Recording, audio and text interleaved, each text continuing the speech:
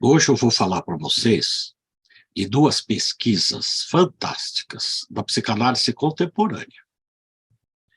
A gente considera a psicanálise contemporânea esta nos últimos 40 anos, depois da morte de Lacan, justamente em 1981. Né? Ao contrário da psicanálise antiga, que era cheia de linhas divergentes, a psicanálise atual ela é praticamente uma só no mundo todo, toda a Europa, Estados Unidos, principalmente. Então, nós vamos falar dessas duas pesquisas, né? E elas vieram na sequência da primeira figura da psicanálise contemporânea, que é o psicanalista inglês John Bowlby, com a teoria do apego dele. E essas pesquisas vieram na sequência do pensamento dele, tá? Então, uma primeira pesquisa é da psicóloga. Aliás, vou dizer uma coisa para vocês: na psicanálise contemporânea, a presença dos psicólogos e psicólogas é maciça, né? Não existe, é pouco a existência de médicos, principalmente psiquiátricas, como ocorria antigamente. Né? Então, essa psicóloga, que se chama Mary Ainsworth, americana, em 1978, então, ela fez essa primeira pesquisa dita da situação estranha. Que situação é essa? Trata-se do seguinte: numa sala, entra a mãe com uma criança que deve ter 1 ano. E essa mãe deve ter sido a figura principal nos cuidados dessa criança. E elas entram, daqui a pouco entra uma figura estranha, 1 minuto depois, a criança fica brincando ali, tem os brinquedos, tá certo? Né? 1 minuto depois, a mãe se afasta, ela vai ficar 3 minutos fora e volta. Tá?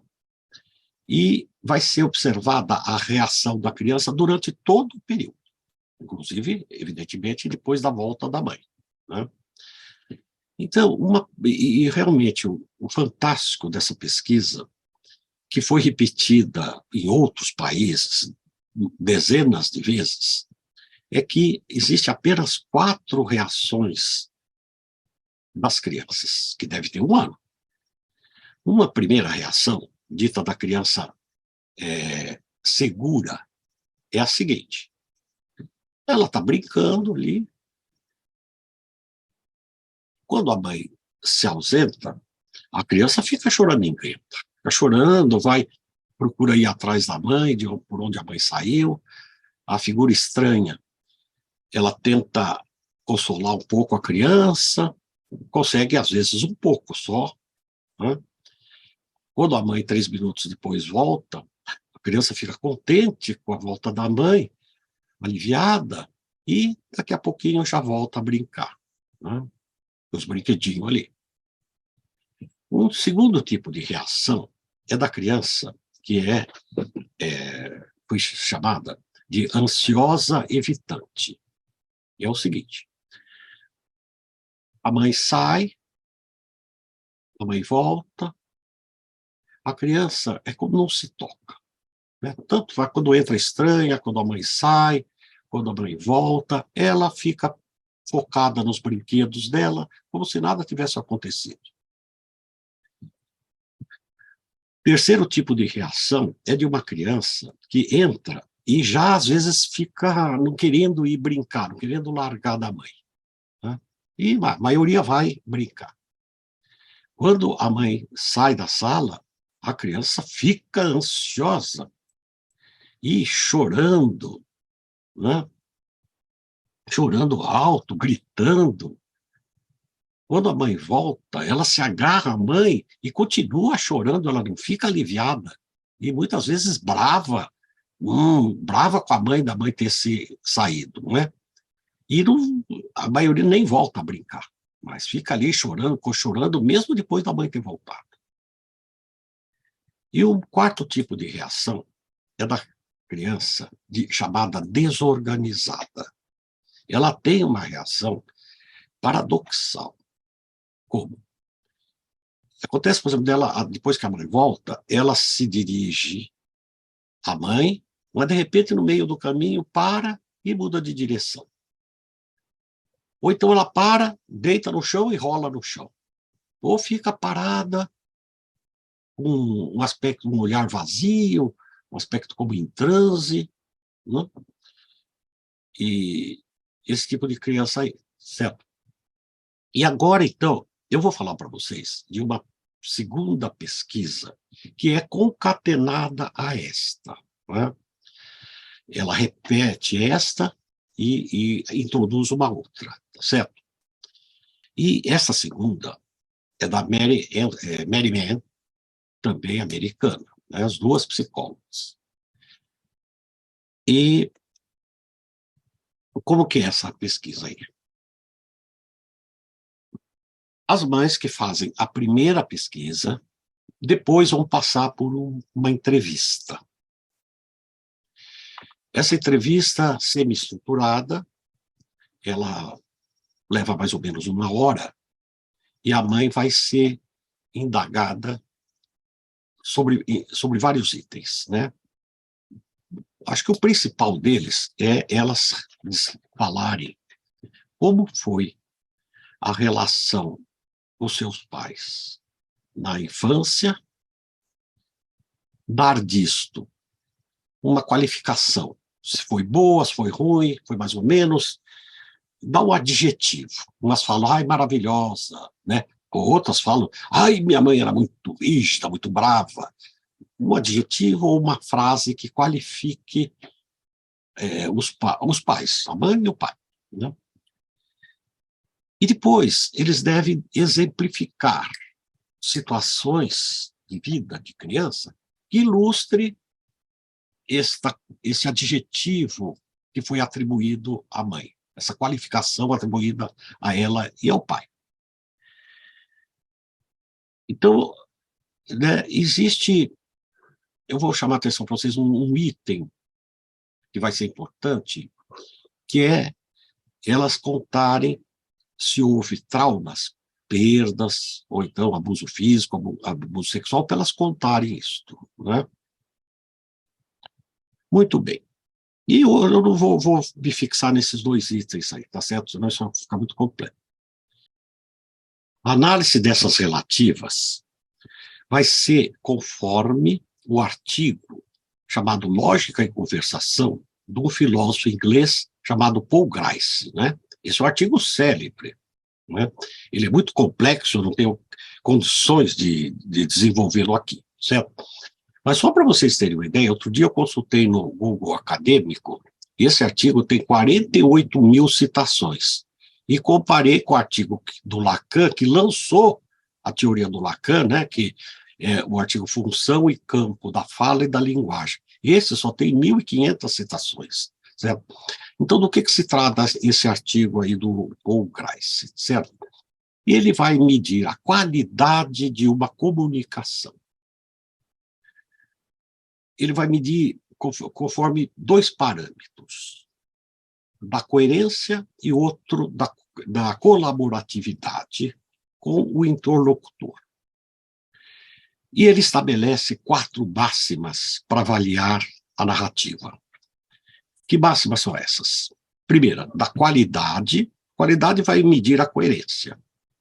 Segunda, quantidade. Se ela vai ver se, respeitando o interlocutor, se a pessoa falou o suficiente, ou se ela falou muito pouco, ou se ela falou demais. Terceira máxima seria da relevância, se aquilo que ela está falando é relevante, é pertinente ao que foi perguntado.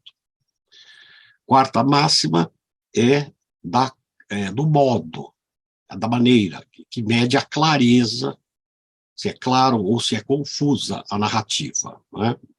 Muito bem. Então, vocês vão ver que, conforme esta pesquisa, essa segunda pesquisa, que é de uma psicóloga também, chamada Mary Mann, conforme a pesquisa dela, 1985, essa pesquisa, o que acontece, e nós vamos ter, então, 4 tipos de narrativas, não mais que isso.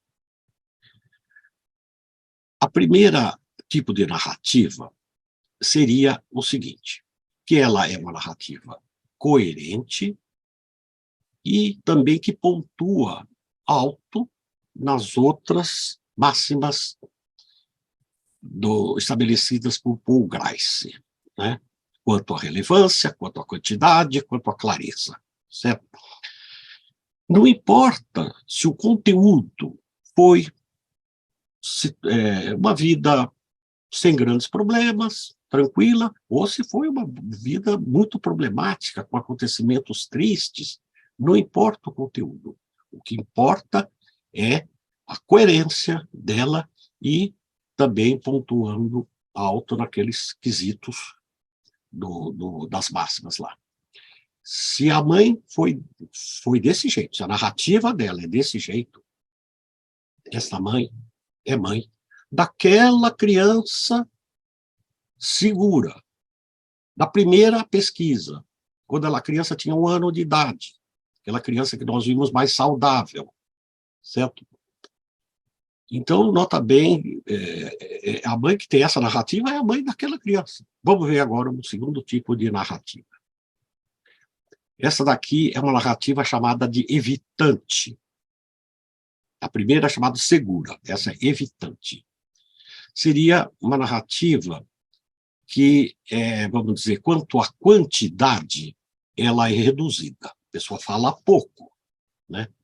Fala pouco, tem muito não me lembro, e acontece muito quanto à coerência, de haver uma incoerência entre o adjetivo ou a qualificação dada à mãe ou ao pai, e depois os exemplos, as exemplificações daquela qualificação da vida, exemplificações da vida, o que a pessoa experimentou na vida. Há, geralmente, contradições, certo? A mãe, às vezes, é qualificada como maravilhosa e a pessoa mostra situações vividas onde a mãe é muito brava, muito rígida, certo? Muito bem. Uma terceira forma de narrativa, que é chamada de preocupada, é uma narrativa que é longa demais. É muita quantidade. Quanto à quantidade, ela é longa demais. Ela é prolixa. Ela se perde muito em detalhes, vai longe em detalhes, às vezes perde um tanto o foco naquela parte mais importante, né? Ela é mais cheia de emoções. Também, muitas vezes, ela, quanto à relevância, é perguntado sobre como foi a vida na infância com os pais. E ela começa a falar de como que é a vida agora, a relação agora que tem com a mãe, certo? Então, e esta mãe que tem essa narrativa, a mãe corresponde, então, àquela criança da primeira entrevista, que é a criança que nós chamamos de ansiosa ambígua, né? Aquela criança que chora muito, depois não quer nem voltar a brincar, né? Depois que a mãe volta à sala. E o quarto tipo de narrativa é chamada não resolvida. O que é? Que narrativa é essa? Vejam bem, esta mãe, ela pode ter uma narrativa coerente, ou ela pode ter uma narrativa do tipo evitante, ou uma narrativa do tipo preocupada, uma das 3 primeiras. Só que, quando ela vai falar, narrar, contar sobre acontecimentos traumáticos da vida, que pode ter sido perdas, abuso físico, abuso sexual, a narrativa dela fica diferente.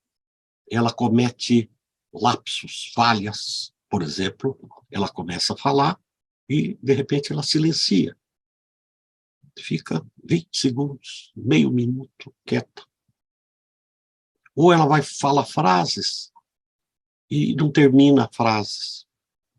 Ou, de repente, ela está falando de um jeito e ela alterna, muda o estilo, começa a falar como se estivesse fazendo um discurso, né? Esta mãe é a mãe da criança aquela que nós vimos, a última delas, que é aquela criança que tinha um comportamento paradoxal, né, que a gente chamou de desorganizada, certo? Muito bem. Então, eu vou falar agora para vocês ainda de uma terceira pesquisa, essa feita por Peter Fonagy. Bom, ele realmente, Peter Fonagy, é o psicanalista que a gente pode se dizer o mais importante nos nossos dias, né? Ele é o diretor do Centro Ana Freud, em Londres, cuja patrona é a princesa da Inglaterra, Kate Middleton. Né? Muito bem, essa pesquisa do Fonagy é assim, eram moças, mulheres grávidas, e para essas mulheres grávidas, ele vai passar o segundo tipo de entrevista que nós vimos, das narrativas. Ele vai passar essa questionário aí. E depois, os filhos nascem, mas elas devem ter sido as pessoas que mais ficaram com os filhos, mais cuidaram. Os filhos nascem, quando tem 1 ano, passa pelos critérios da primeira entrevista, da primeira pesquisa que vimos. Ora, vai haver essa correspondência, o tipo de narrativa da mãe correspondendo, aqueles 4 narrativas da mãe correspondendo aos 4 tipos de comportamento de criança com 1 ano de idade. É notável que isso é feito não com a mãe grávida, que a criança não nasceu ainda. Então, conforme a narrativa da mãe, já se sabe como que vai ser o filho dela quando ele tiver 1 ano. Qual reação daquelas 4 ele vai ter quando tiver 1 ano. Muito bem. Como é que a gente entende isso, né? Como é que a gente entende essa questão da mãe, vai ter aqueles filhos daquele jeito? Vejam bem, olha, o que significa uma narrativa coerente, que é aquela primeira que nós vimos lá, e colaborativa com o interlocutor? O que significa isso? Significa que a pessoa pensou nos acontecimentos da sua vida, nos bons e nos maus. Ela pensou, e como ela pensou neles, ela formou uma história de vida. Né? Ela formou uma história de vida dela. Então, como ela formou, isso ficou uma coisa coerente. Ficou coerente porque ela pensou e ela elaborou. Pensou nos seus problemas, elaborou seus problemas de vida. Né? Aquilo é uma autobiografia dela, de uma história coerente. Então, vejam bem, quando a mãe realiza isso, ela não transmite ao filho os seus problemas, que ela pode ter vivido. Mas, quando há aqueles outros tipos de narrativas, os acontecimentos da vida da pessoa estão perturbando a mente dela, perturbando, atrapalhando a forma de narrar, usa uma perturbação dos problemas da vida. E nisto, como ela não resolveu, ele não elaborou, ela transmite para os filhos. E os filhos vão ter, então, aquelas problemáticas todas lá que nós vimos, certo?